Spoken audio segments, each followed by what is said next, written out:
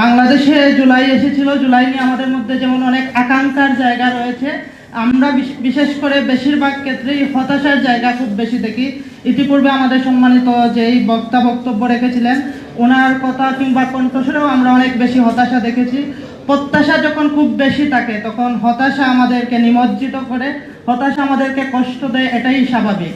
আমরা যারা জুলাই বিপ্লবে অবদান রাখার চেষ্টা করেছিলাম, জুলাইয়ের মাঝামাঝি কিংবা একদম শেষের দিকে একটা সময় মনে হচ্ছিল আমাদের আন্দোলন মনে হয় আর খুব বেশি সামনের দিকে এগিয়ে নেওয়া যাবে না।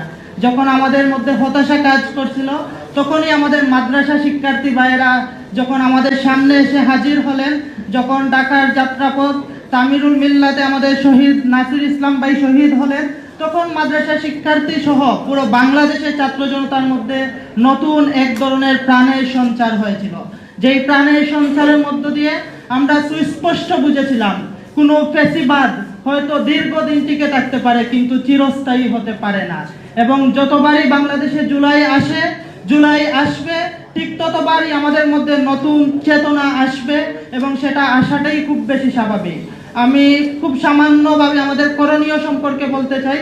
বিগত 17 বছরের ফ্যাসিস্ট আওয়ামী লীগের সময়, বিশেষ করে জুলাই বিপ্লবের সময় যেই বিষয়কে কেন্দ্র করে আমরা ঐক্যবদ্ধ হয়েছিলাম, আমরা গত এক সপ্তাহের অন্তত পত্রিকার নিউজ যদি আমরা দেখি, প্রায় প্রতিদিনই আমরা দেখতে পাচ্ছি নতুনভাবে চুক্তিভিত্তিক নিয়োগের কথা ভাবা হচ্ছে।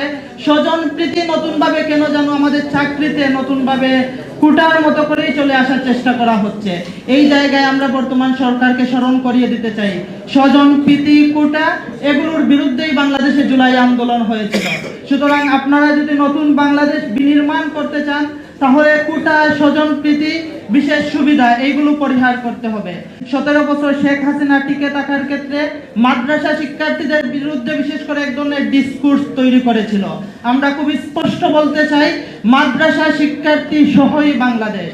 সুতরাং মাদ্রাসা শিক্ষার্থীদেরকে উপেক্ষা করে, অনীহা করে যদি আমরা কোনো বাংলাদেশ বিনির্মাণের চেষ্টা করি, এটা আখেরে খুব বেশি সুখকর হবে না।